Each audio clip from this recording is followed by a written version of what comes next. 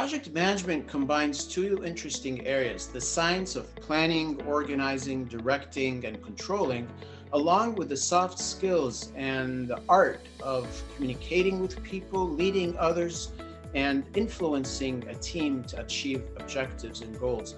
I'm really excited about the opportunity that we have in front of us as the pandemic trickles away and businesses reopen. There's going to be huge demand for new products and services, new innovations, new automation. We've seen how the pandemic has moved the world into a remote work and a remote learning and a distance collaboration environment. And a lot of this is going to remain, and with it will come more automation. This is a unique time for professionals, especially young people who are just finishing high school and college, to explore this domain of project management. It's been around for several decades, for at least 50, 60 years, but today it's really taking a new shape and form.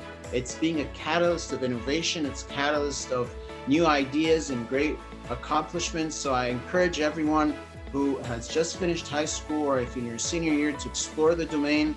We got 3 great days of full training coming up, and you got 8 weeks of follow-up personalized coaching. This is an opportunity you can't miss.